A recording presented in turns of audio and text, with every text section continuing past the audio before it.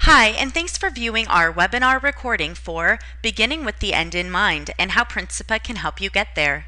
During this session, you'll learn why it's important to have a clear vision of where you want to go, whether it be in 1 year, 3 years, 5 years, or more. You'll learn about strategies and proven methodologies to get there, and we'll showcase some tools and resources that can help bring it all together and streamline your efforts. My name is Joanna Guire, and I invite you to sit back, relax, and enjoy this recording. And if you have any questions about anything discussed in this session, feel free to email us at info@principa.net.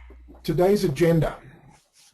The topic we're going to be talking about is starting with the end in mind, how Principa can help you get there. And there are 7 specific things I'd like to address in this webinar.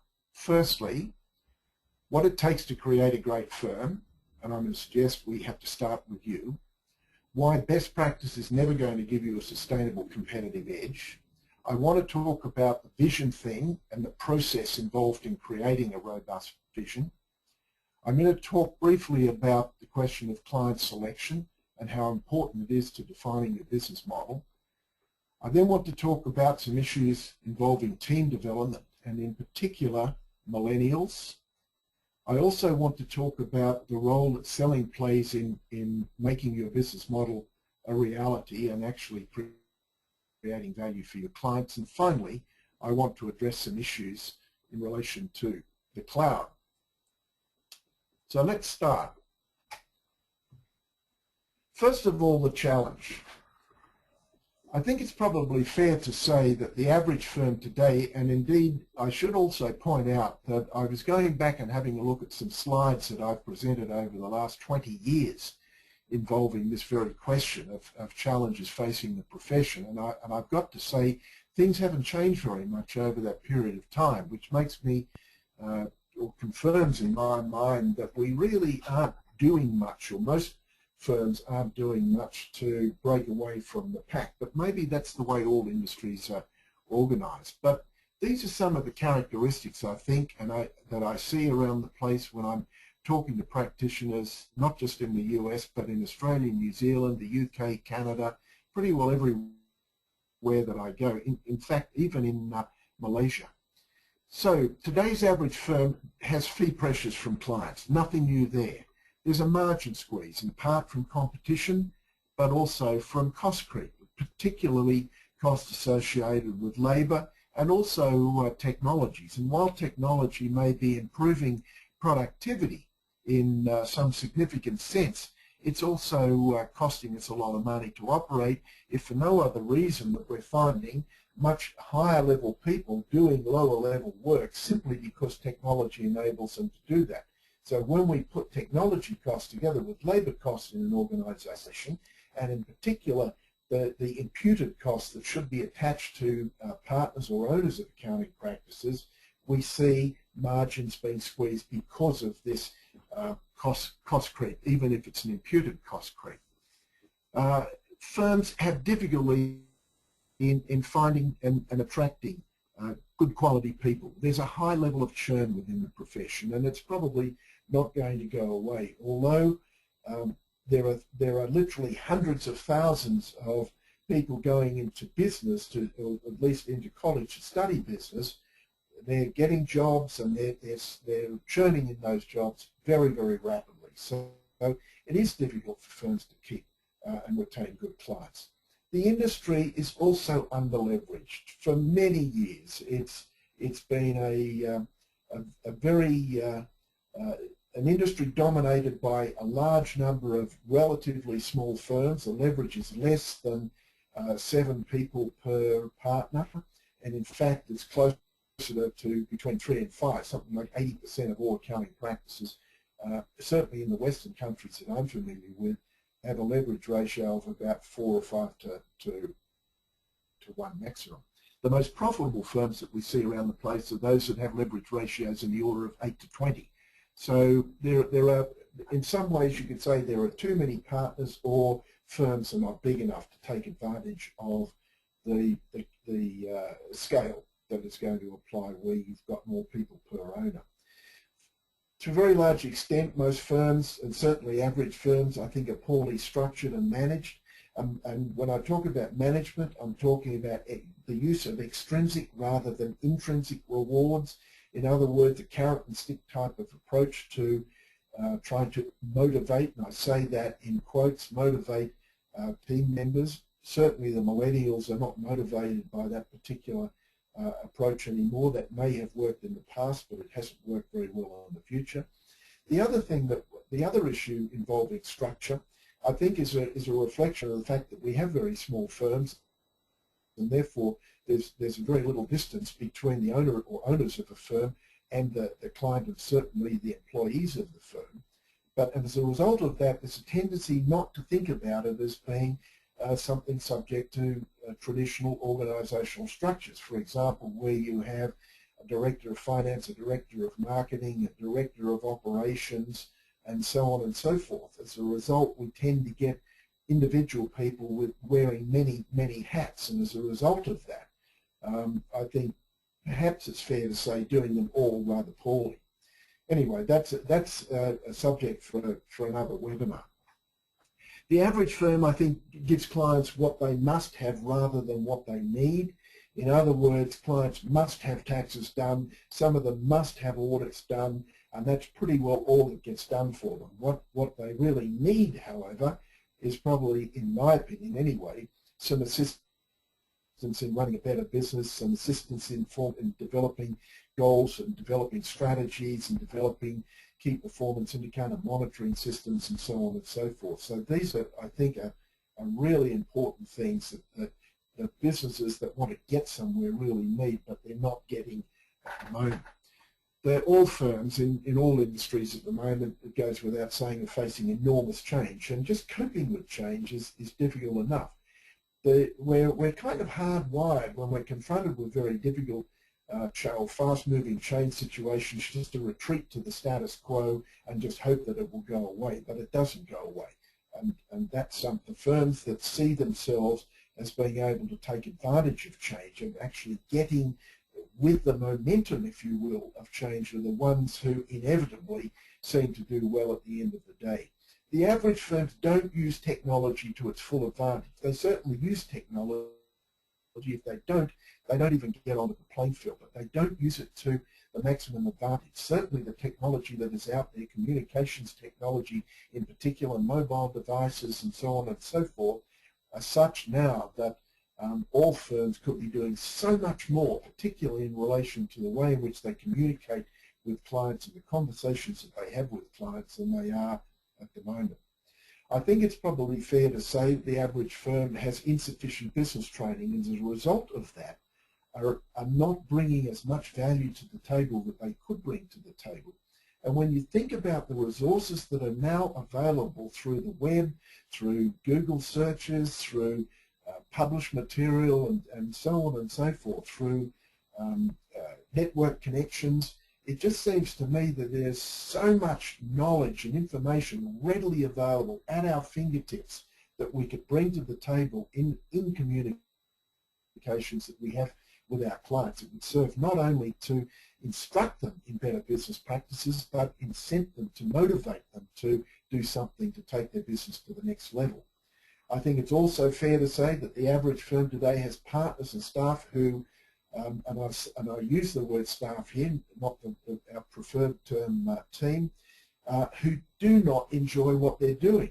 Related to that, we have team members and partners who are not engaged. I mean, there is a huge amount of research out there that says something like between 60 and 80% of people in employed situations, not necessarily in CPA firms or accounting firms, but employees generally, are disengaged, and some of them are even at this terrorist stage, that they really just hate working where they are. They feel trapped in, and you know, that's obviously not a very good situation to be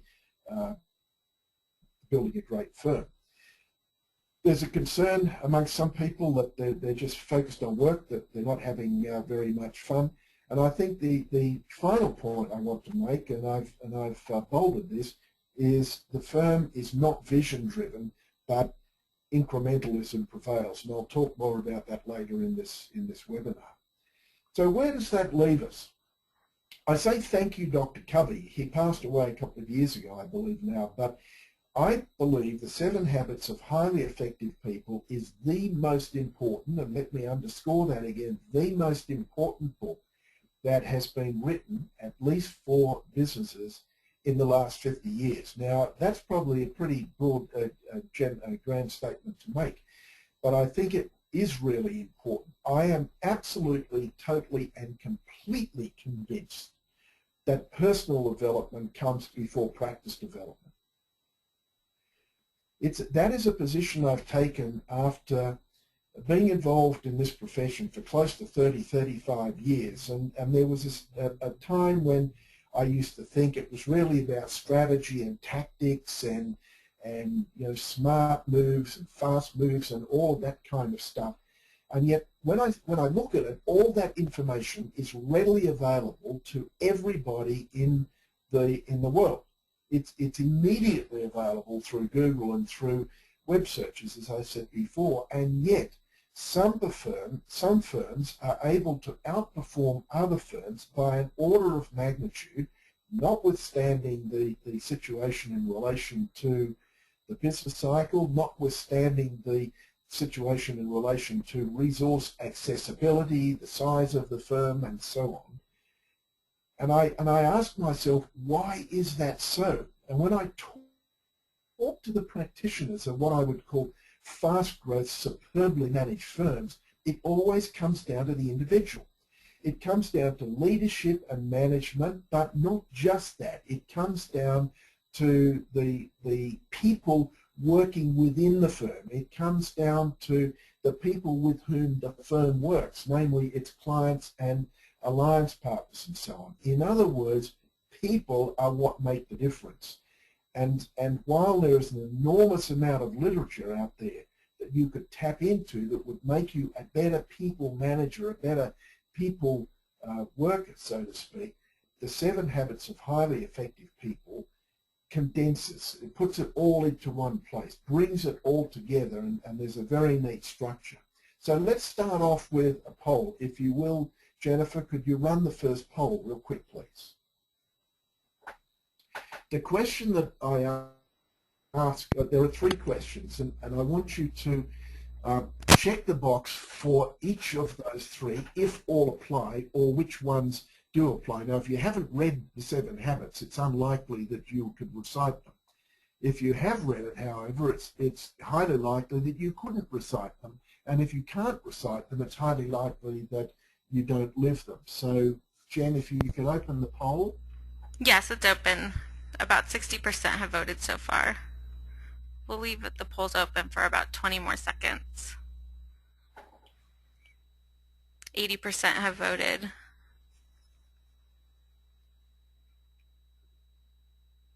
So just to give you an update on the numbers so far, 90% of the people who have voted have indicated that they have read the 7 Habits, which probably explains why it's sold something like 25 million or 27 million copies since it was published back in 1998, I believe.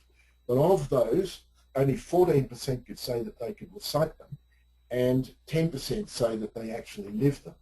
So I think that immediately throws up an interesting question. For what it's worth, I personally read the 7 Habits of Highly Effective People at least once a year, or I shouldn't say at least once a year, but once a year, or maybe if my reading agenda is too full, once every couple of years. And every time I read it, I get something out of it. I find it inspirational, I find it instructional, I find it seriously helps me get my life into order, both my professional life and my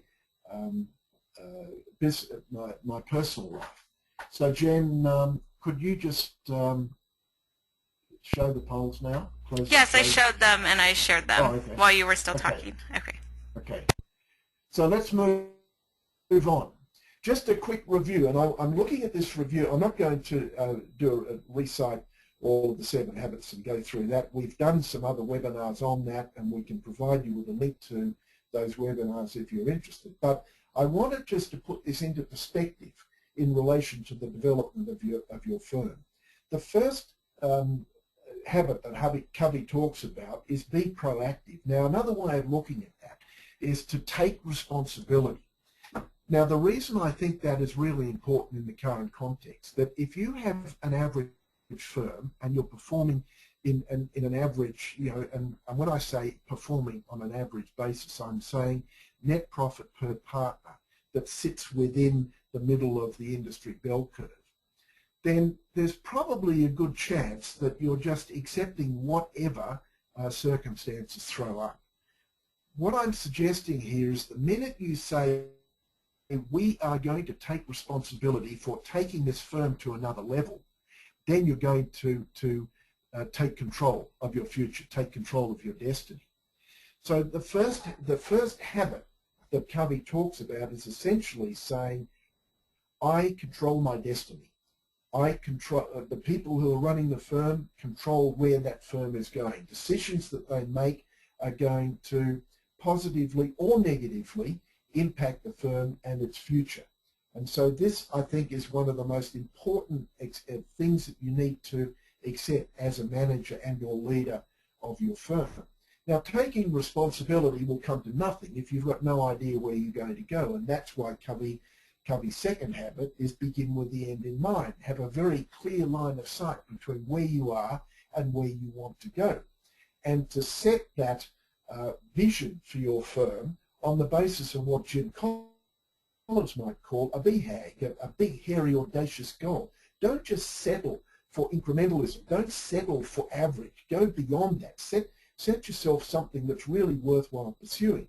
Now, you'll never get to that unless you organize your firm, organize your life, organize your time around those important goals. In other words, have very clear goals that align with where you want to take your firm. And we've done a webinar on goal setting, which we can also, in the resources, we can point you to that if you're interested in taking a look at that.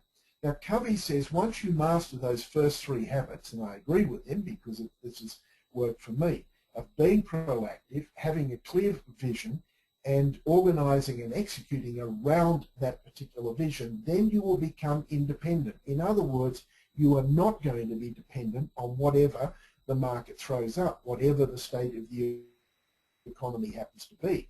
It doesn't matter whether we're in the middle of a recession or in the middle of a boom. Once you're independent, those things are absolutely unimportant. Now, from a position of independence, we move into what he calls the public victory arena. And what's important about this, from our point of view, is this is really where getting the most out of your people and getting the most out of your clients comes into play. The fourth habit is to identify the mutuality of income. Covey talks about the win-win situations.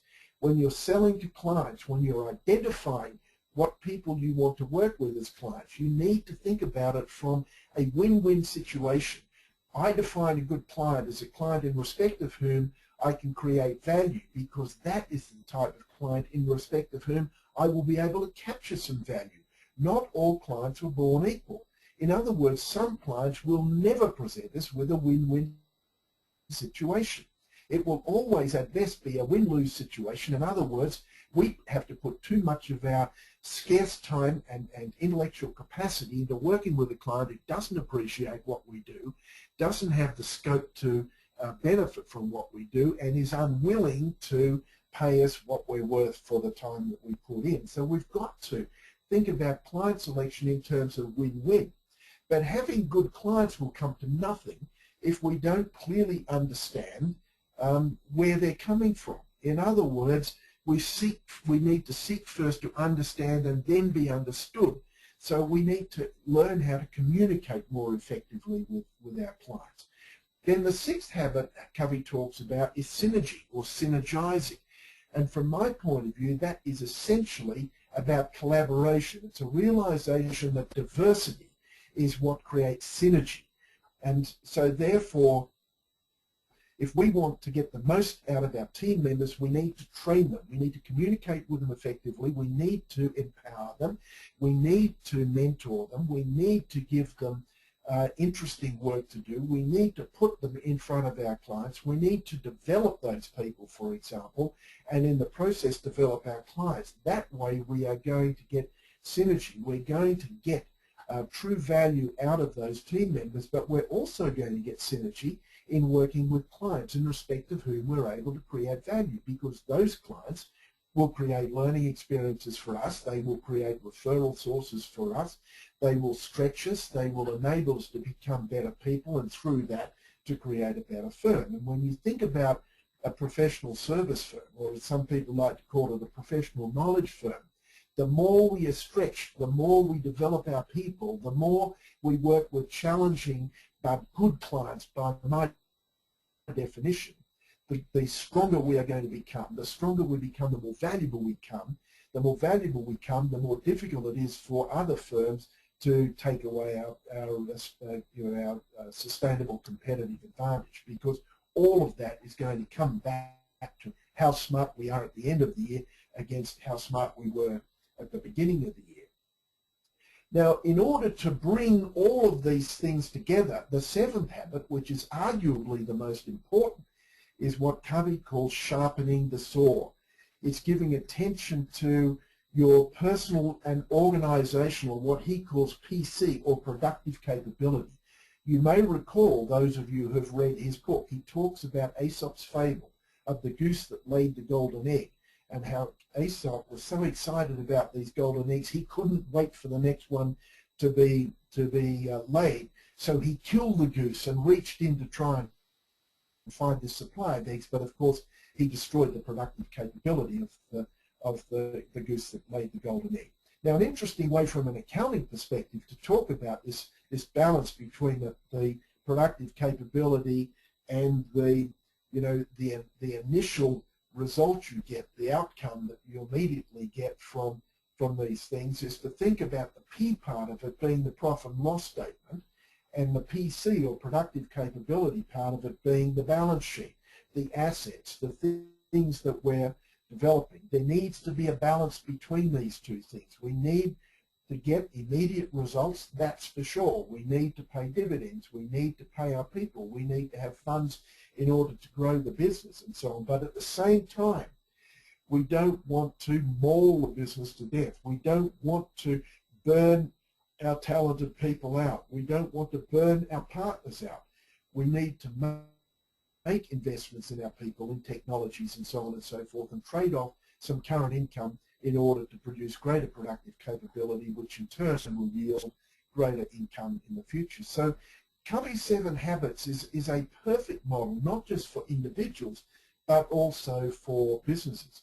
And the PC part of it he talks about is giving attention to the body, the mind, the heart, and the spirit. In other words, the economics, if you will, from a business perspective. The body we can call the economics of the business. The mind is the intellectual capacity, the IP of the business. The heart is the relationship the business has with its team members, the relationship it has with its community, and of course with its clients. And then the spirit is its purpose, its meaning, its raison d'etre, reason for existence. Why do you exist? Are you bringing value to the table? I'm going to talk about that in the context of dealing with the millennials later on, because that is a very important part of their psyche, and they are the people who increasingly are representing a large proportion of our workforce and will ultimately control the industry in the foreseeable future. So I think Covey's model is something that you should be going and taking a look at, and when you do and you start to think about it, and think about it from the perspective of what implications does this have for me as an individual, for me as a leader in my business, for my business in relation to our clients, for our clients in relation to us, and for our business in relation to our community. If you read that book from that perspective, and if you don't like reading, get a copy of some of the CDs that he's done, where he talks about the 7 habits for managers, short CD. The 8th habit is a superb book. Another one he wrote it's not terribly well known, but we can give you these references as part of the resources that will support this webinar. But one he wrote called Principle-Centered Leadership, which is absolutely superb. I don't know why it wasn't in and of itself a bestseller, or at least as good as The 7 Habits, but it deals with the personal side of things and the corporate side of things in approximately 2 parts that split the book down the middle. So they are some resources that I would strongly recommend, because when you get that piece of the puzzle right, then your firm will develop as a result. Now, within Principa, we talk about our Delta4 business model. And the reason, I just want to very quickly talk about this concept of Delta4. First of all, Delta. Delta is, as you know, is the Greek symbol for, or the Greek alphabet for what we now use as the letter D. The reason that I created this concept of the Delta4 is that there are 4 elements of every business. There are people, positioning, processes, and a 4th element, the one the glue that holds all of these things together, is leadership and management. Now, the whole idea between Delta is that it's formed by, symbolically, the icon for Delta, the symbol for Delta, is a pyramid, a triangle, if you will. That is the most stable of all structures, of all forms, the triangle.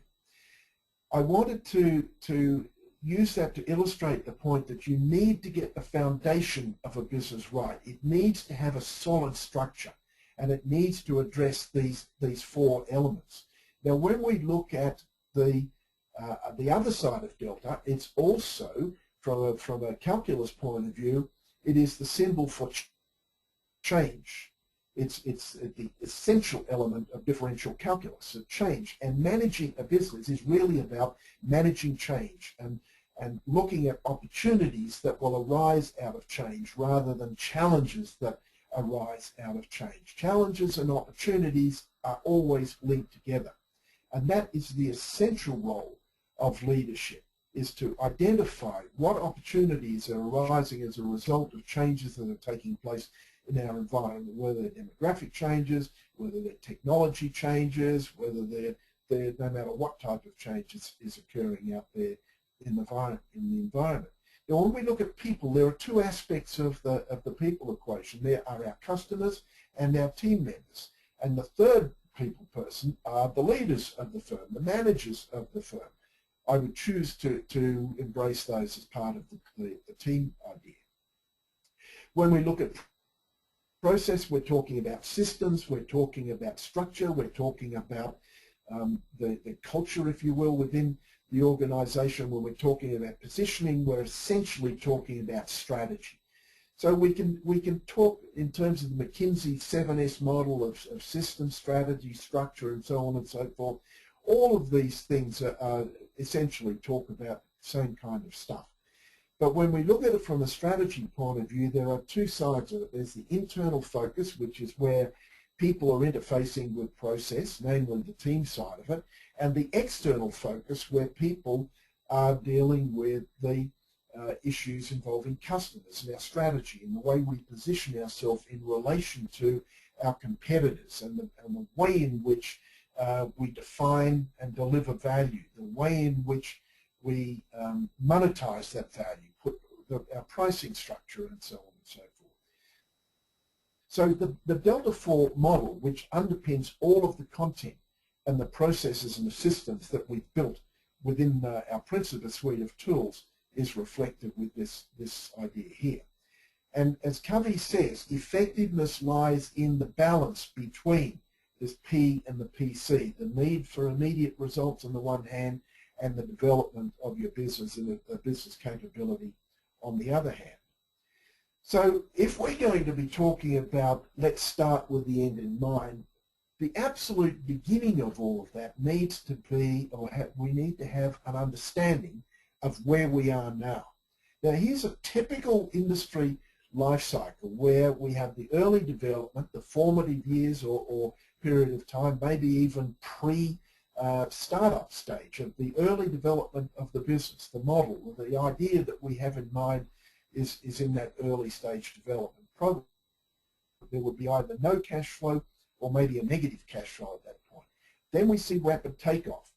And we often see that. You know, for example, somebody's working for a larger firm. It might be a regional firm, it might be a local firm, or it might be one of the very large, you know, the big 4, 5, or 6 type of firms. They have $20,000 or $30,000, $40,000 worth of business that they might start up with. They may have been doing some moonlighting. They may have left the firm and taken a few clients with them. That's sad, but that's this kind of thing happens. And as a result of that, they get going. They've got some spare time.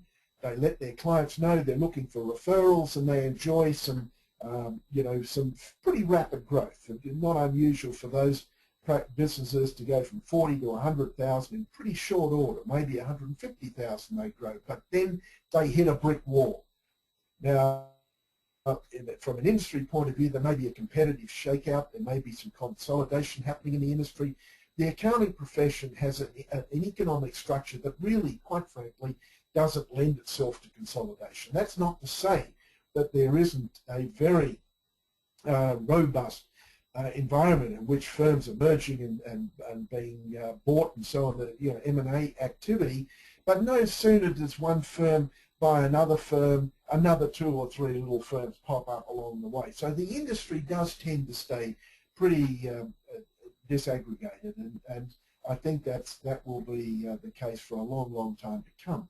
But then once firms get to a certain size, and that might be for a sole practitioner, $150,000, $250,000, $300,000 in fees, particularly if that practitioner doesn't give any time to really thinking about leadership and management issues and bringing on board team members, developing team members, empowering team members, delegating to team members. You hit this brick wall. The firm tends to stagnate, and in some cases, as the practitioner gets older, it goes into a state of decline. Some practitioners just work until there's nothing left, and then they fall off their perch. Others will sell their practice to somebody else down the road, and in a sense, what they're doing is selling a whole bunch of problems to that person down the road, which is one of the reasons why I very rarely would recommend to anybody that they grow their practice by buying up a whole bunch of, you know, book of business from smaller firms around the place. But again, that is a topic for another webinar. So that's a typical industry life cycle and firm life cycle. I'd like us to run another poll now. Jen, if you could launch this second poll just to get a sense of where the people on this call are in relation to that 5-element life cycle curve.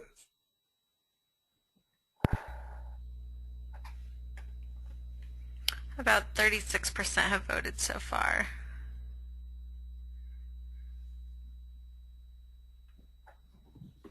It's about 65. We'll leave the polls open for about 10 more seconds.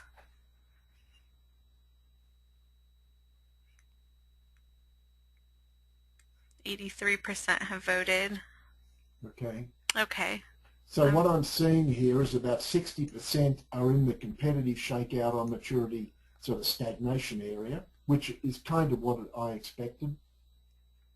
Yes, 7%. Oh. Sorry, go on, Jen. You can 7% said early development. 23% said takeoff and rapid growth. 27% said competitive shakeout growth brick wall. And then 10% said decline. Right, okay. So that is pretty well what I expected. So let's see what we can do about that. So if you can close the poll. They're closed, Rick. Okay. So when we look at, and I've picked here a normal distribution curve for the industry. This looks like a fairly busy slide, and I'm going to leave it up there for a couple of minutes. So I just want you to take a look at it for a moment and think about this. I've called the slide the good, the bad, and the ugly, which happens to be the name of a benchmarking study done by one of our alliance partners in Australia, Business Fitness. It's an excellent study that they do. However, when you look at this, in fact, if you could just imagine for a moment the industry curve, the distribution of performance of curves, in fact, is skewed to the right, which means that the curve, the actual curve, sits out here a little bit more. In other words, when I look at economic profit per partner, which I define as the net profit per partner after allowing for the economic value that that person brings to the table for the technical work that he or she does.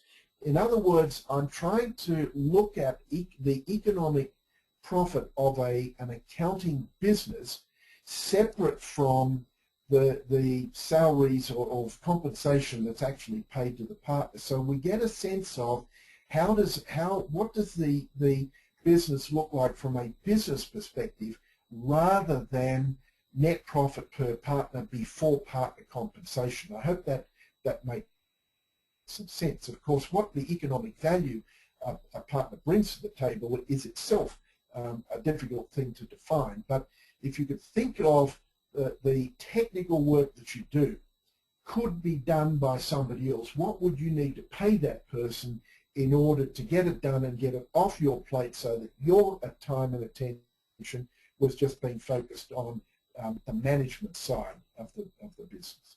Now, if we look at it from that point of view, we find firms that are spread across the table. And let me just explain each of those. The A group of firms are what I would call the startups or the living dead. Now, if you're in that area simply because you've just started up and you're moving through the curve, then that's fine. But if you've been sitting in that group at that end of the scale for several years, then you have to do something different.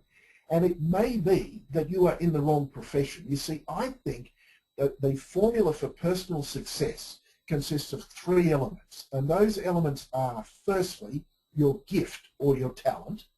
Do you have a gift or a talent for this business? Secondly, your passion. Are you passionate about this business? Now, obviously, well, not so obviously, if you don't have a talent for it, then maybe you're not going to be passionate. But the reality is you may have a talent for it and yet still not be passionate, or you may be very passionate, but you're just in the wrong game. You need to find something else to do to take full advantage of what skills and strengths and talents you do have. And the third element is what I like to call work ethic, or perhaps more to the point, work effort. Now, if you have the talent, if you have the gift, if you are passionate and you put a lot of energy and effort into it, including, for example, taking time out to study things like the 7 Habits and the advice that comes from that book and thousands of others that you could have access to, I think success is inevitable. I very clearly do. I think you move from point A to point E in a pretty rapid succession, and we see that. I have seen firms that are 10 years or less in age that are superb performers, and by that I mean where the net profit per partner is at least 500,000 US, Australian, and the equivalent in the UK. That's the sort of thing that I would say is getting your firm into the upper end of the good, into the excellent category. High 500, 700, through to $1 million per partner. That's the sort of thing that I would say is Group E. These firms have a sustainable competitive advantage. They've figured out what it takes to be successful. And some of it is leverage, some of it is pricing, some of it is the type of clients they're working with, some of it is the services that they're offering. The best performers are the ones that are doing well in all of those categories, but are not necessarily leading in any of them. And that is a very important point to make. It comes back to what Covey talks about again, this concept of balance. Effectiveness comes from balance, of not necessarily being super good at any one thing, but being very good at all of the things that are important to your success. And then we find firms that Group B firms, and I would call them the emerging or poor performers. They're emerging if they're only in that space for a relatively short period of time. It's just part of the progress through to the right-hand side of the curve. But if you've been in that area for many years, 10 years or something like that, then you've got to do something different. It's obvious that you've got to do something different. And it's not just about following the rest of the pack of saying, oh, I know what I've got to do. I've got to get in the cloud, or I've got to jump into value pricing, or I've got to get this technology, or I've got to go and read Covey or something like that. Those things are not in and of themselves going to make a difference. It's going to be all of the above. It's going to be all the little things that you need to do in order to move from B into the C, the average performer. And you'll notice that I've put in that diagram this circular thing here. Firms within this average group are often changing places. They have a few good years and then they might lose a partner, or they lose a couple of key team members, and then they lose a couple of clients, and then they slip back into the bottom end of the average, and then they work hard at things and they start to move back in. So there's a movement around that happens from time to time. And the reason I would suggest they're moving around is they lack this vision. They lack a clear line of sight between where they are and where they want to go. In Covey's terms, they are still dependent on whatever the market serves up, whatever the team members they have are on board. They take their eye off the ball. They don't realize that some of their key clients are going to retire, or the business is going to be sold. So they need to be, everyone needs to be thinking about this and projecting their view out beyond where they're at the moment if you're going to move from the C space into the D space, which I would call the good to great candidates. And they are firms that are doing some things right, that they're higher end, they're probably in the top quartile of economic performance. They're not in the top decile of economic performance, but they're there. They're making their move. And of course there's movement within that space as well. But the things that they did in order to get to this place over here, the decisions that they took while they were Group C firms in order to get into Group D firms, are the things that they need to be thinking about now. What are we doing to move from where we are now to the next level? In other words, to break away from this brick wall phenomenon, to break away from that stagnation in order to prevent themselves sliding back into the average and maybe even moving into a decline situation. It's finally the ones who develop good strategy that's well implemented, which is usually going to be a highly focused strategy. They know where they're going. They're the ones that are going to stay in the Group E area. Now, the biggest challenge that they have, and these are the things that Collins talks about, the big challenge is complacency.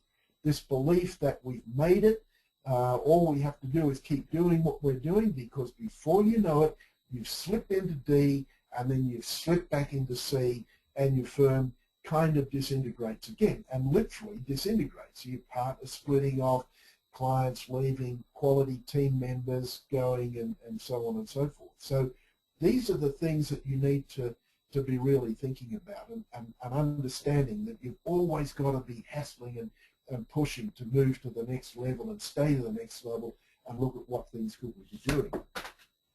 Now, I wanted to make the point in the promotional literature that we sent out, I wanted to talk about this issue, the best practice.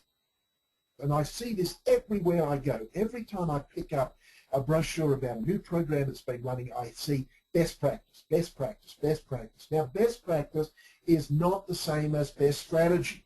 It's just best practice. The vast majority of firms that seek performance improvement are focused on operational excellence by implementing so-called best practice. And in particular in relation to technology adoption, this is what this cloud discussion or conversation is all about. Now, obviously that's a necessary condition for survival. I'm not saying that, I'm not suggesting for one moment that you should pursue a strategy of worst practice, but pursuing operational excellence will not and is not sufficient condition to achieve sustainable superior performance, or in other words, to achieve a sustainable competitive advantage.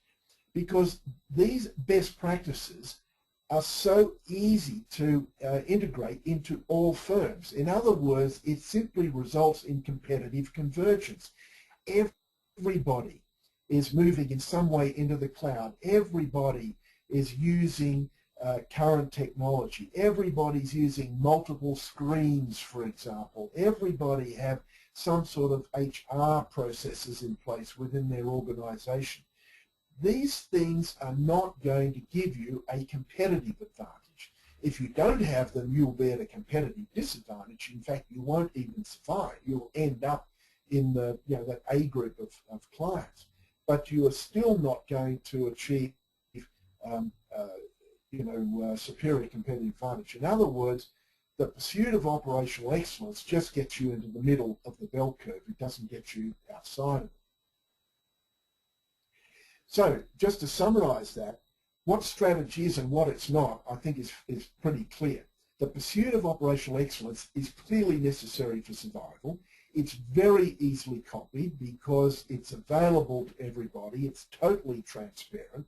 It's a seductive sort of activity because of this idea that if they're doing it, I need to do it. It's very easy, and if I'm doing it, then when I look at my inter-firm comparison studies, I'm doing as well as everybody else, so I must be doing okay.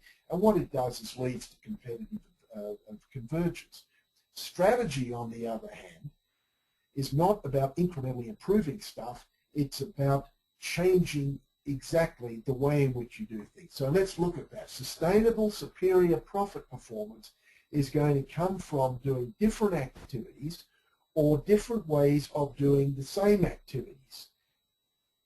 Now, that is very difficult to implement in a mature industry. But if you are able to achieve it, then you will achieve either lower costs than other firms in your industry. In other words, if you can find a way to better engage your people and through that improve their productivity using exactly the same technologies as the firm down the road, then you will achieve superior profit performance, and they will not know how you do it. This is what I call the Southwest Airlines phenomenon. I mean, they use the same technology as all other airlines, but they have a different people management or people selection and management process, and as a result of that and some other things, they have a lower cost structure, and as a result of that, they have higher profit performance. Now, everybody knows what their strategy is, but no one yet has been able to replicate it because they've got to put it together in such a way that all the pieces fit together. Now, in essence, what I'm saying here is you need to think different, you need to be different in order to achieve different results. You can't run with the pack and expect to be leading the pack. That's really what it comes down to. So a robust strategy, and the thing that we're talking about, needs to have four essential elements. First of all, you need to have a unique customer value proposition. Now, that in itself implies that you need to have a very clear understanding of what customers do I want to service, and what I would say are they are going to be customers in respect of whom you can create significant value. What are their needs, and what price should I charge to meet those needs? Now, it could be a high price, it could be a low price, depending on the customers and the value proposition, but you really need to think about those three elements. Who are my customers going to be, and why does it make sense for me to be working with those customers, and what are the implications of that for excluding all other customers, or should I be an all-takers type of business? Clearly, what are their needs? Do I have the capabilities to meet those needs? And that then leads me into the tailored set of activities, or what Michael Porter calls the value chain. And there are various elements of that. There's the firm infrastructure, the way in which the business is structured, its culture, if you will, and its organizational structure, its management structure, the way the governance issues and so on. Procurement, which in a professional service firm talks to this issue of alliance partners and other resources that you may tap into in order to meet the needs of your customers. Technology and the way you use it are also all part of that value chain. And of course, most importantly, in a professional service firm, people development. The people you hire, the way you develop them, the way you train them, your mentoring, your coaching processes, and so on and so forth. And then you've got other various elements of your value chain, the service design component of it, your operations, your delivery, your marketing, your sales, and of course your post-sales support and the relationship that you have with your clients. So what are the activities that you have put in place that are going to be able to deliver your customer value proposition? And then most importantly, the next element is the fit, the relationship between these activities and how they all fit together. Are they consistent or are they not consistent? There is an article that Michael Porter wrote some years ago that's a seminal article in this space called What is Strategy? We will give you a reference to get that. It's a Harvard Business Review article. I think it's about a $6.60 price, and we'll give you the link to download it. If you're interested in business strategy and what we're talking about here, it is absolutely a must-read. So when you look at all of these things, you are dealing here with a strategy built around identifying what customer segments you want to deal with, talking to the customer value proposition that you are going to offer those customers, and that would include the type of relationship you intend to have with the customers.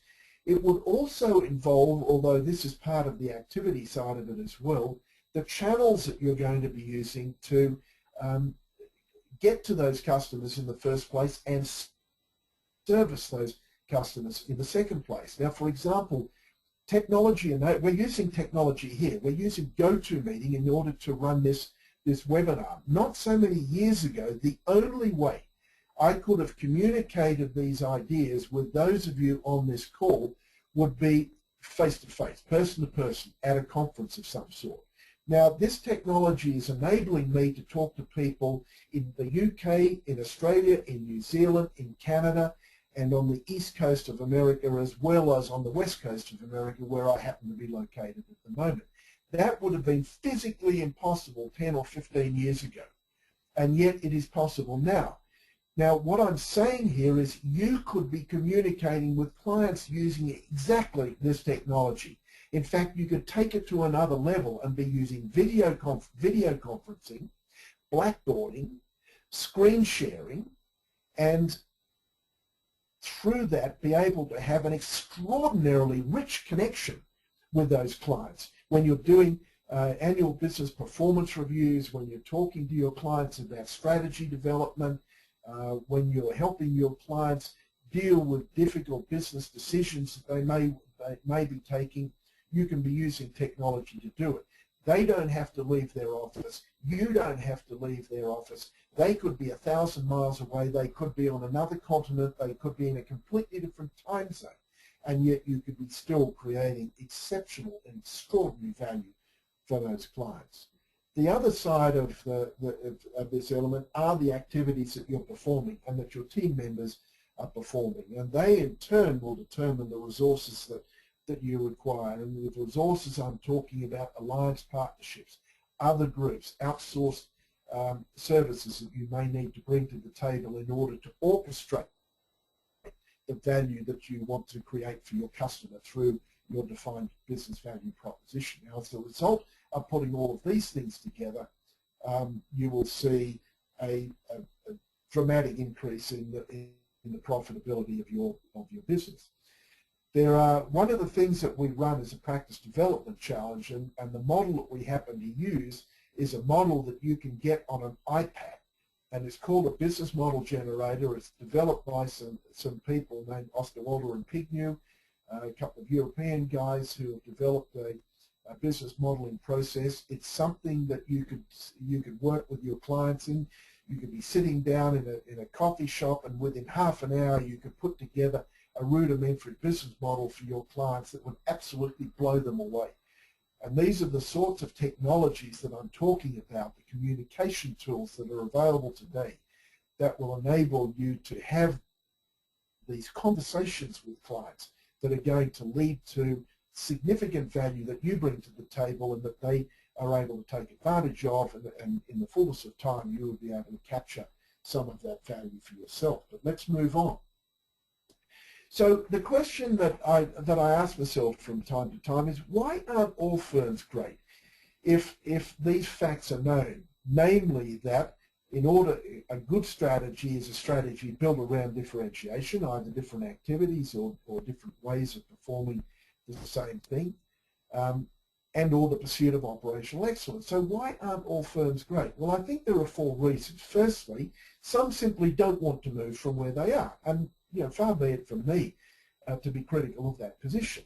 If you don't want to move from where you are, that's fine. I mean, that might be a lifestyle choice, and there's no problem with that. But some people simply don't know what to do.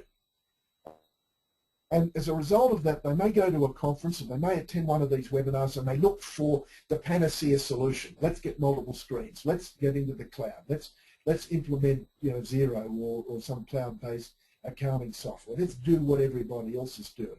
But that's not going to give you fit. It's not going to put all the pieces together. There's no point doing that, in my view. No point getting into the cloud if you don't appraise yourself of some business processes.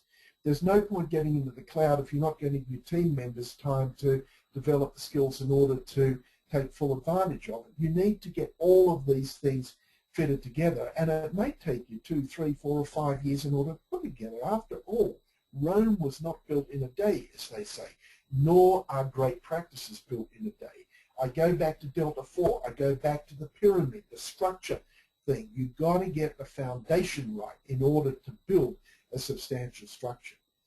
Now, some people don't know how to do it, and some people simply lack discipline. They run around doing a whole bunch of things, half doing things. You can't jump a chasm in 2 bounds, as they say.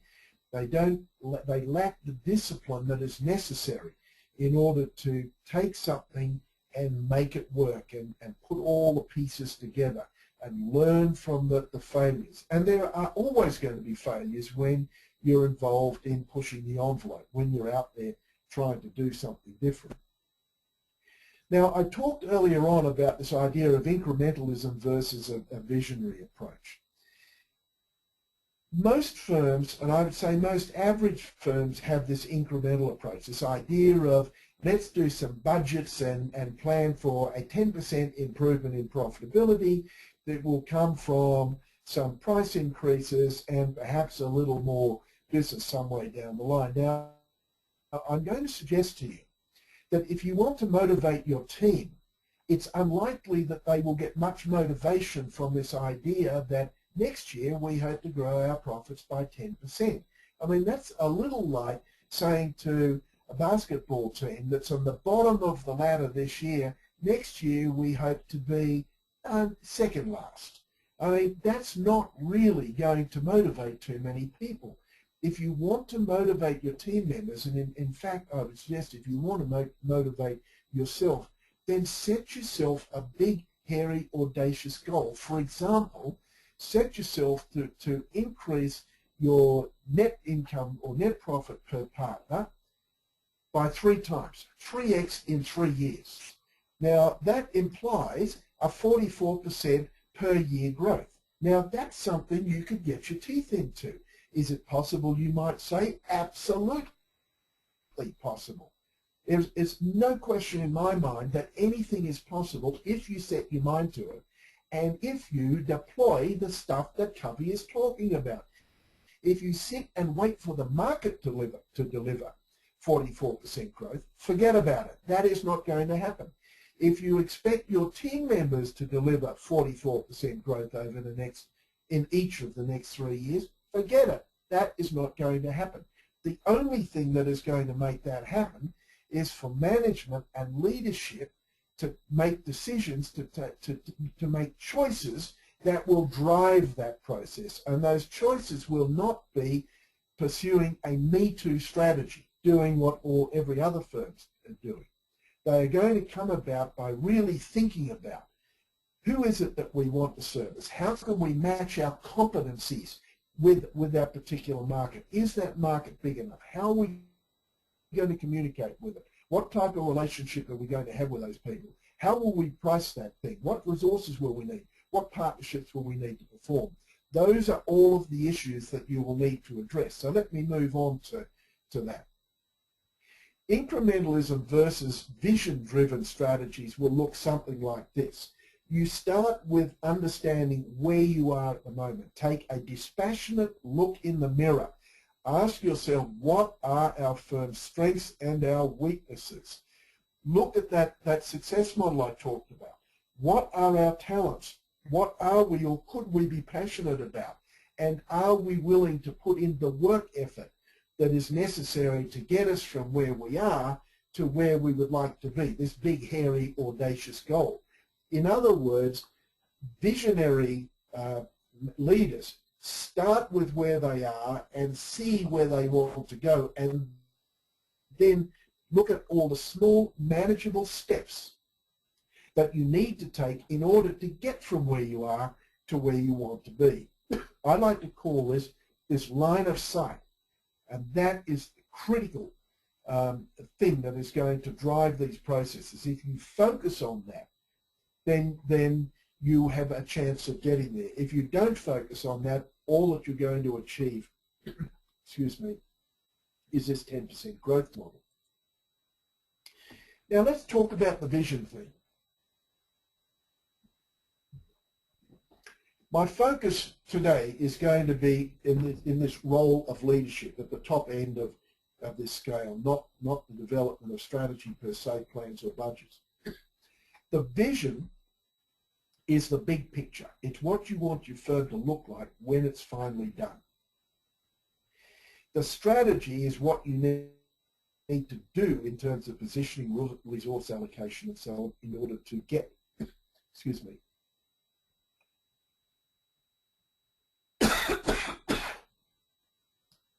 in order to get to that position. Now, the visioning process, I want to talk about the visioning process that we put in place in our own firm. I'll talk about the letter, and then I'll talk about the vision statement.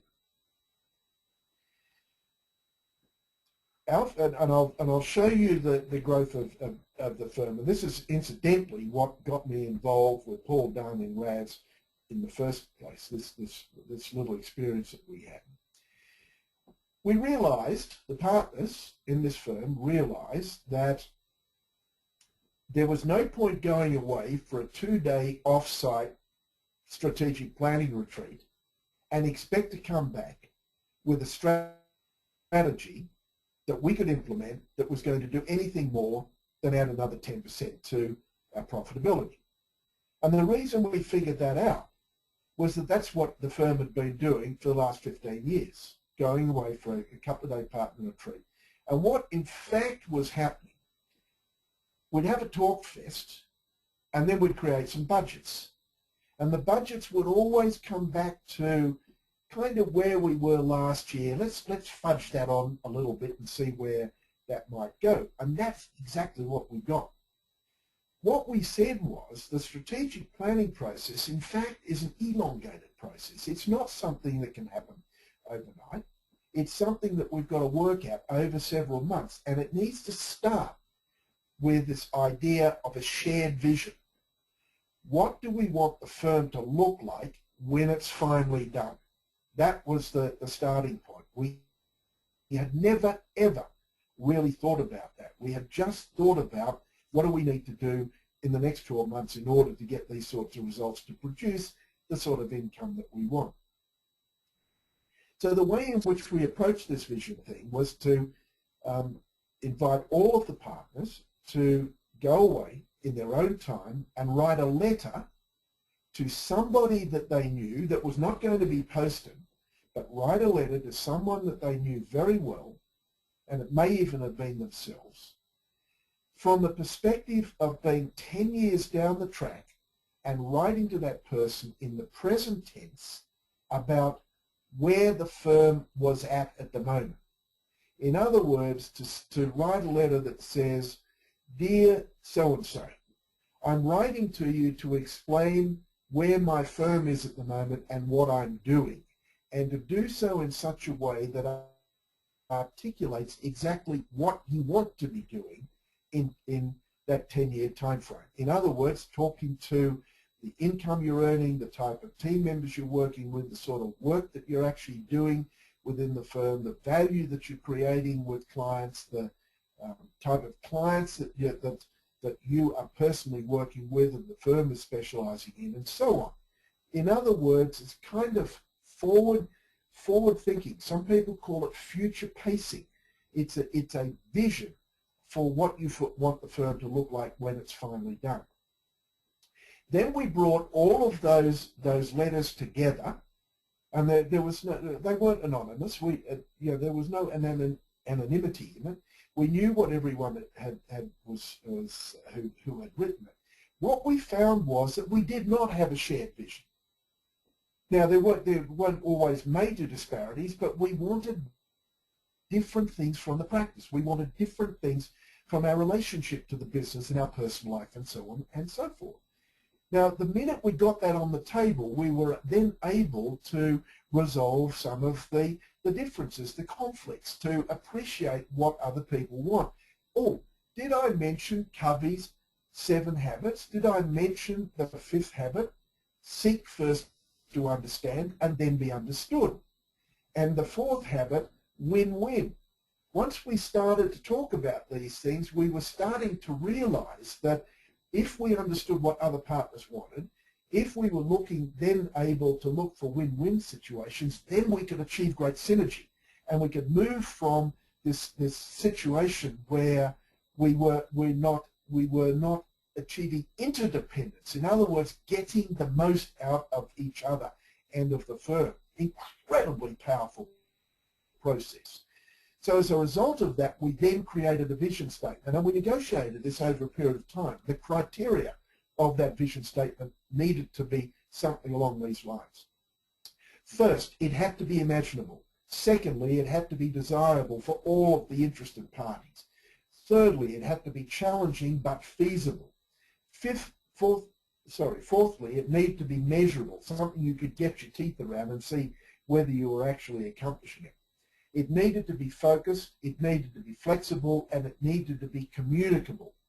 They were the 7 characteristics that we needed to put in place for our vision statement. And the vision statement looked like this.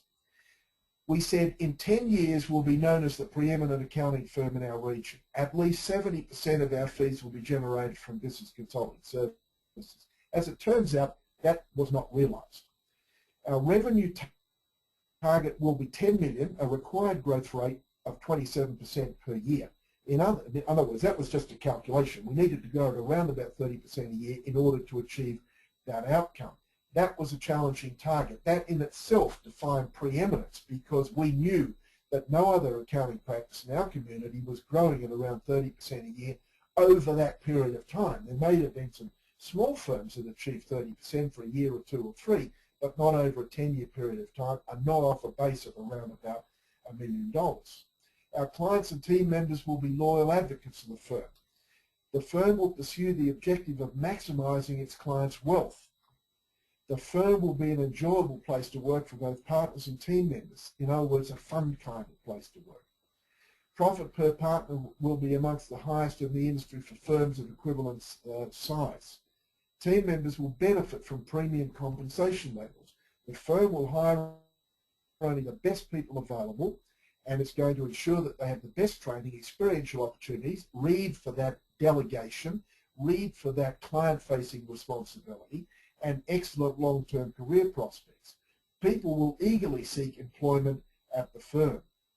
In other words, this vision led to a set of operational initiatives, which in fact I've counted up because we talked of these in the Practice Development Challenge, of over 80 operational initiatives that we put in place that enabled us to achieve a 330% revenue growth and more than 400% increase in net income per partner over a 4-year period. In other words, once we set that goal and we built a vision around that goal, and then we identified the operational initiatives, or tactical, if you will, initiatives that we needed to put in place in order to achieve that goal, everything else took care of itself. Now this is what the firm looked like. That firm had been in practice for 40 years, had gone from nothing to about 970,000, close to $1 million in revenue over that 40-year period. In 4 years after that, it went from 3 to about 3.25, 3.3 in revenues. In other words, it was the creation or the setting of that goal that enabled us to actually get there. At an individual level, setting of goals triggers something in your brain that's called a reticular activation system within your brain, that if you focus on what it is that you really want, your brain will conspire to alert you to things around you that will enable you to get to what you want. Your reticular activation system is that part of your brain that gets rid of all of the extraneous noise that's going on around you at the moment. For example, it's what enables you, hopefully, to listen to this webinar and to ignore all of the other stuff that's happening around you, like traffic noises, people in other rooms, computers going, printers going, and so on and so forth. Your RAS, your RAS, excludes all of that, but it also gets you to focus on the things that you need to put in place, the people who will help you get there, the resources that will enable you to get to where you want to go. That's why having a vision, revisiting it regularly, communicating it loudly to all of your team members, to your partners, reviewing it and revisiting it on a regular basis is what in fact will drive you to get to that goal. Building key performance indicators around it, monitoring those key performance indicators, looking at them, thinking about it. These are the things that are going to lead to the opportunities for you. Now, what needs to be in place? The business has to be structured with systems so that it does run efficiently. These are all the operational excellence stuff. It's got to be a business that creates value for everyone involved, not just for your clients, but for your team members, for your partners, and also for your community. It's a business where we're always experimenting. We were always trying new and different things. We're running seminars. We were doing different marketing pieces. We were doing different mailing pieces. We were reorganizing. We were setting up different consulting groups, for example, within the firm. We were doing lots and lots of different things. And we were learning and we were failing and we were learning and we were failing and we were challenging the way we were doing things. But there was always something happening within the firm. We felt that we're at the forefront of technology. We were using, spreadsheets and models to create communication tools with our clients at a time when all we had available to us was an Apple IIe running Multiplan or VisiCalc, whatever it was at the time.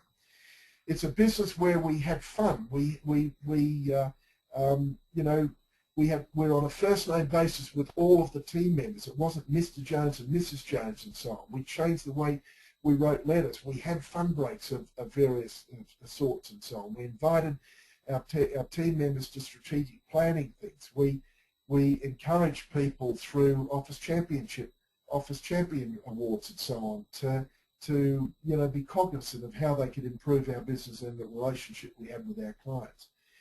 We worked with only progressive clients. We really took a close look at our client selection criteria.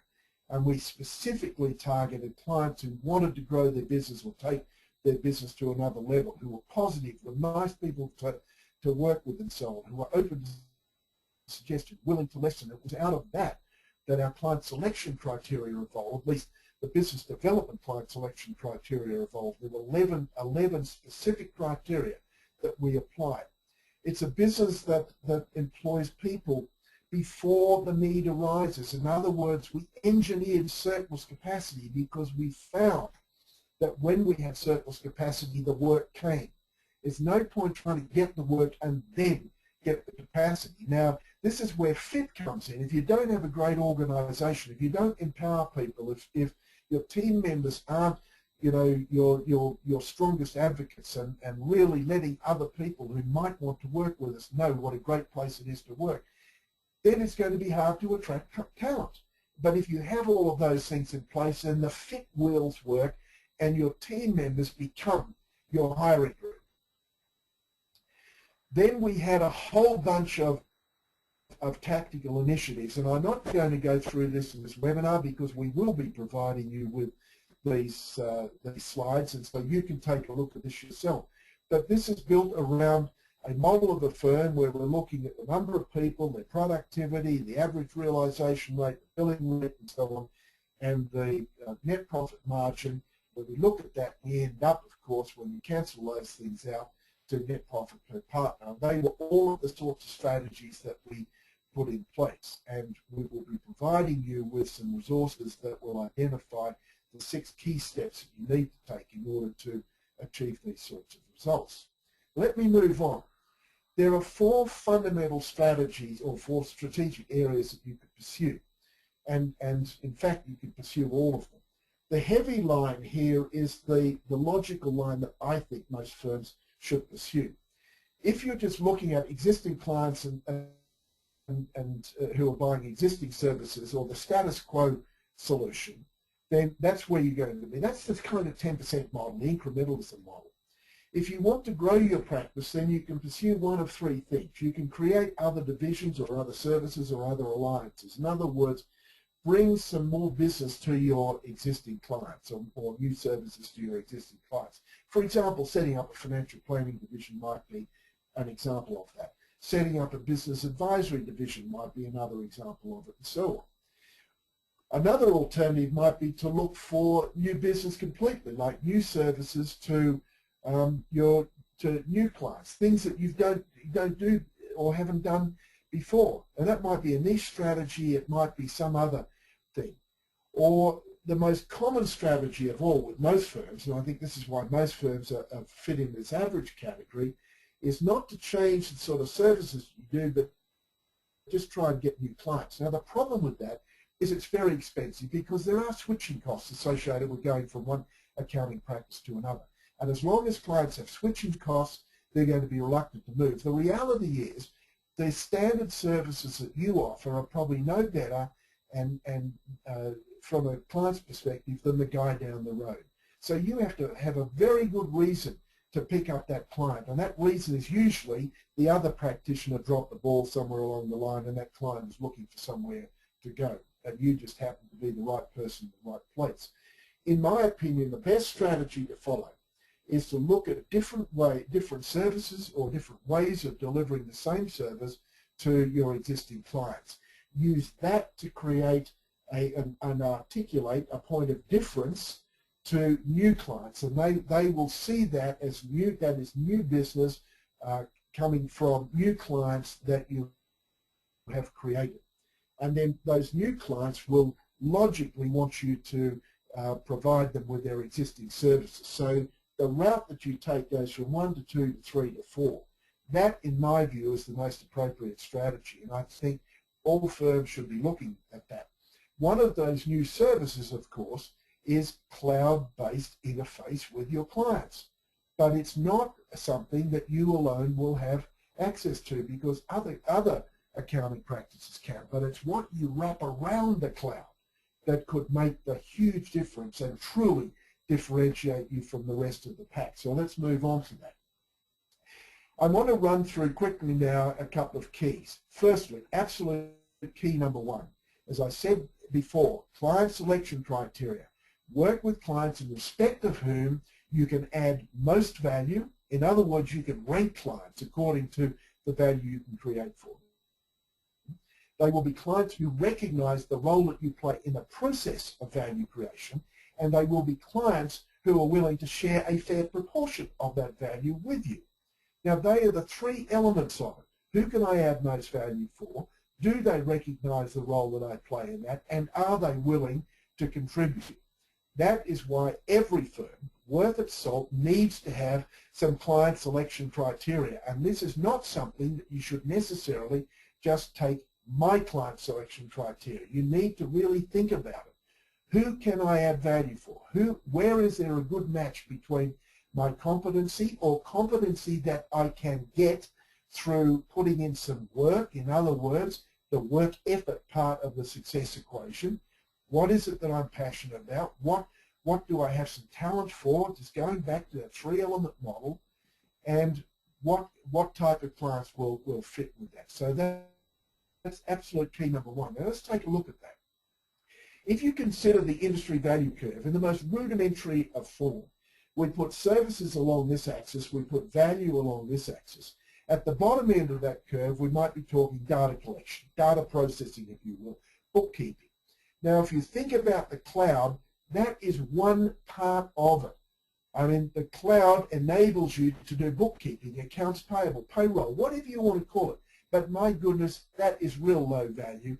Anyone can deliver that to your clients. You just need to be a bookkeeper. I'm not saying you shouldn't do it. I'm just saying it's a low value product, and in the fullness of time, the margin in that space will be competed away. You'll be up against every Tom, Dick, and Harry, including Kmart.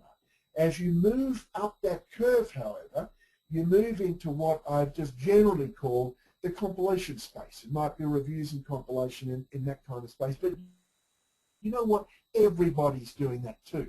So it's not a great value add. It might be a necessary condition for providing services to your client, but it's not a huge value add. But then you might move into the analysis stage where you're not only just preparing accounts, but you're looking at some numbers. You're identifying profit improvement potential. You're talking to their clients about where their business is going right, where it is going wrong, and so on. But that in itself is not hugely value adding. It's not bad, but it's not a huge value add. When I see people using, doing an annual business performance review and maybe sending it out to clients, or maybe they're running profit sense or something and sending reports out to clients, that's great. And the clients may appreciate that, but it's not adding any value, any significant value, until you get up to this area here, the consultation area, where you're actually saying the implications of these numbers are as follows. Let us help you develop a strategy. Let's put in place a key performance indicator monitoring system. Let's identify who your most profitable clients are. Let's take a look at your cost structure. Here are some strategic initiatives you need to put in place. Let me work with your team. Let me help you develop a customer service strategy and so on. That's where you start to make a huge difference. Now, the further up that curve you move, the less price sensitive your clients will be, the more dependent they will become on you, the more they will recognize the value you create, because the more value you will create. Now, if you choose to be at this end of the curve exclusively, then you are choosing to work with fee-sensitive clients who will not be willing to pay you very much because you will not be creating much value.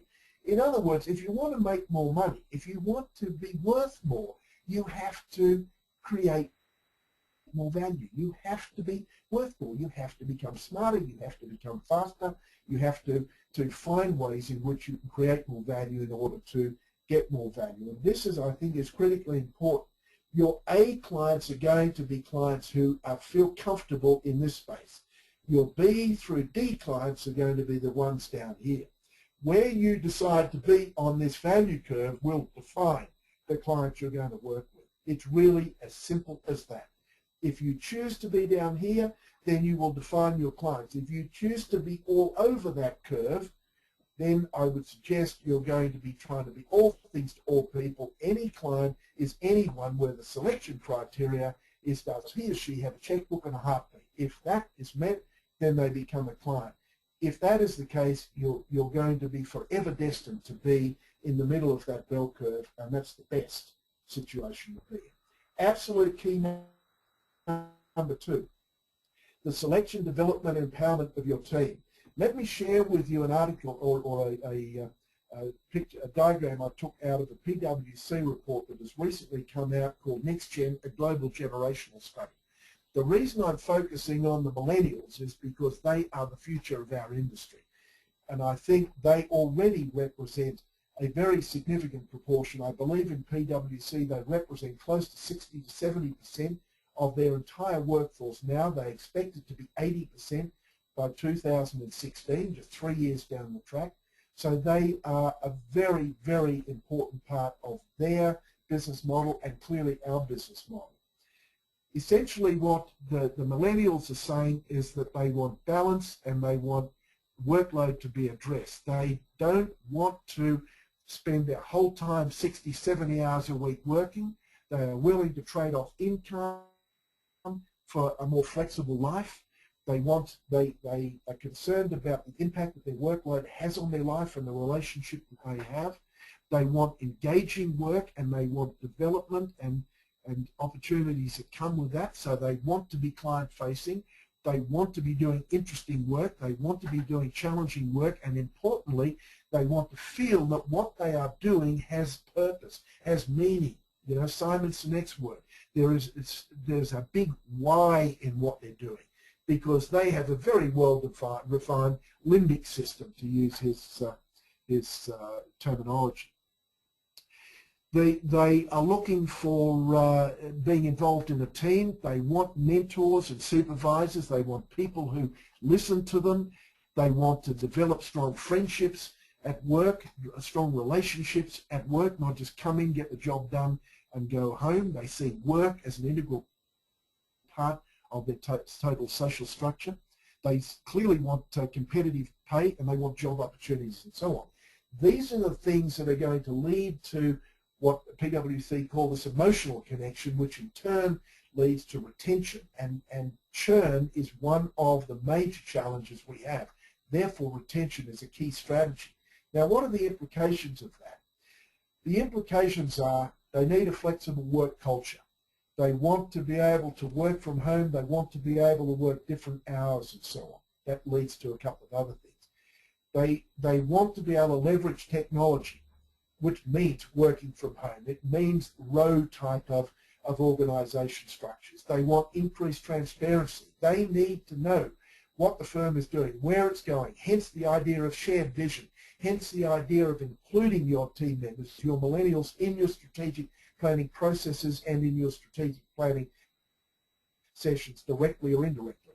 They want you to create for them a sense of community. They want you to provide some global mobility. Now, large practices like PwC can do that, but maybe you could do that also through other firms. Maybe not global mobility because of the nature of the work that you're doing and the specificity of it. Perhaps regional or trans-regional mobility is something that you can provide. They want to provide for contingent team members, you know, part-timers, for freelancers and so on and so forth. But this could well be the model of the future, and they want you, and this is so important, to invest more time in listening, coaching and mentoring them, which ties back into this question of transparency and involvement. So the third poll that we need to put up now, Jen, is do you have a people development process in place that goes beyond an annual performance review and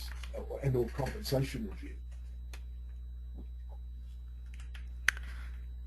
About half have voted so far.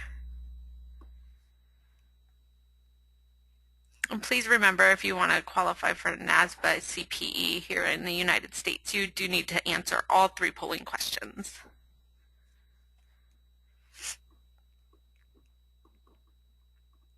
Okay, we'll leave them open 5 more seconds. So 81% are saying no, 19% or 20% are saying yes of the 82%. So I think that looks like it could be something that you really do need to work on and perhaps talk to your team members about. And I would strongly suggest that you download the PwC report. I'll give you a web link to that. It's a free report. It's readily available. But also take a look at other resources that are available, including our people development system. Absolute key number 3, learn to sell. Now, I'm going to suggest to you that your selected clients, the ones that you want to work with, don't know what they need. They only know what they must have, their tax returns, their audits, and so on. They don't know what they actually need. So the sales solution, I think, looks something like this. First of all, you need to know precisely where on the value curve your client sits. That's the first thing. Because when you know where they sit on that value curve, then you can tailor a sales process that is going to address those needs. And one way in which you can identify needs is to spend time with the client, run client advisory boards, go and visit with the client, talk to the client's team members, talk with the client's, your client's customers and so on. That's how you find out what the client needs to run a better business, to have through that a better life. You then need to identify value-adding opportunities. For example, in the most simple of terms, using something like game plan to identify profit improvement potential, and then having a systemized approach to having a conversation with clients about that profit improvement potential and what you can do to help them realize it, and what the implication of that is for the value of their business, and therefore, again, I say, their own lifestyle, their asset base, and so on and so forth. We happen to have a audio program that I recorded the other day, unknowing to me, but Joanna was talking to me about the relationship of game plan and conversations that come out of it, and how it can be used to get additional work and create more value for clients. And she happened to hit the record button, and we recorded that 15-minute thing. So we'll give you a link to that. You might want to listen to that. Even if you're not using game plan, if you're using some other analytical tool, the same idea is going to apply. And then you need to practice your sales process. I mean, perfection comes from practice. You didn't learn to walk the first day you stood up. It took some time to learn how to walk. So give yourself some time to get good, become good at selling. Remember, here's the key. Everything starts with a conversation. So you must have a conversation with a client before you can sell anything. And conversation means talking and listening, and doing more listening than talking. Seek first to understand, then be understood. I go back to Covey. You need to create a sales system, and for us, the CPAs and CAs, I would say move from the numbers, there's a spelling mistake there, move from the numbers to the numbers. That's the key. Your clients expect you to deal with that. You need to know your stuff. You need to rehearse it. You need to think about it, and the more practice you put in place, the more you're going to know about it, the more confident you're going to be, which is the next point. And confidence breeds passion. Once you are confident with what you're doing and where you're going, you can become passionate. Your client will feel that. Your client will want to move forward. And then finally, you need to persevere. Bear in mind, selling is a learning experience. The more you do, the better you will get at it. The better you get at it, the more effective you will become. And you can monitor your results. If you've been to a boot camp program, you will have heard me say, I used to record my sales meetings with clients. When I was doing a profit improvement planning meeting, I would listen to it, and I would figure out where I went wrong, what I could have done better, and over a period of time, I got a lot better at it. So that's a critical thing to do. You want to think about that. With digital recorders nowadays, you can do it so easily and so effectively. Now let me finish by talking about some thoughts about the cloud.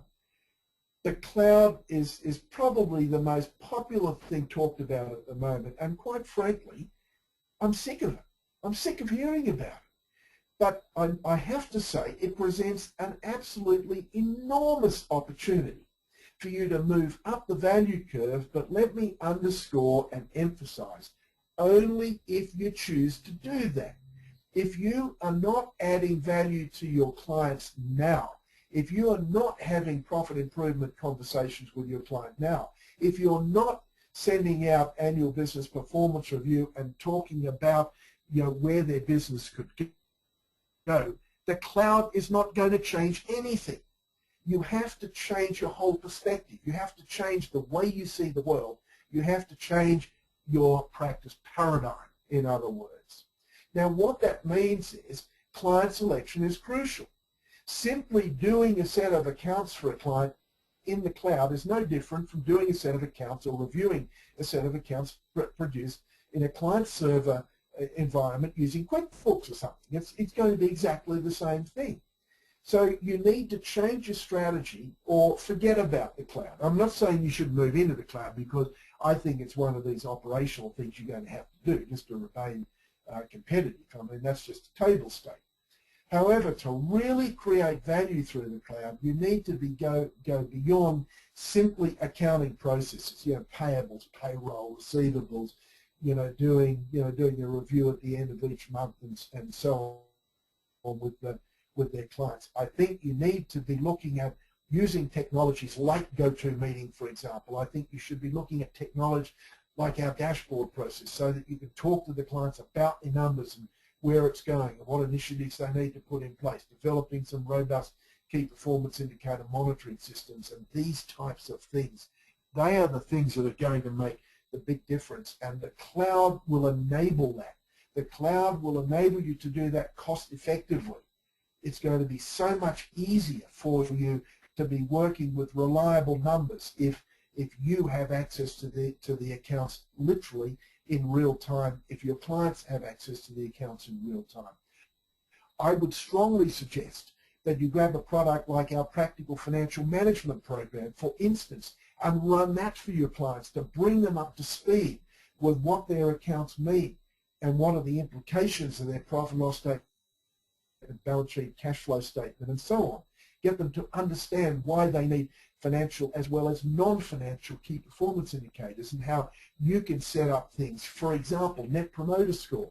Get into that literature and provide that type of service for your clients. Now, what I'm suggesting is going to happen. You will work with a lot less clients, but you'll charge them a lot more, because that lot less clients will be the type of clients who are going to truly value from the services that you offer.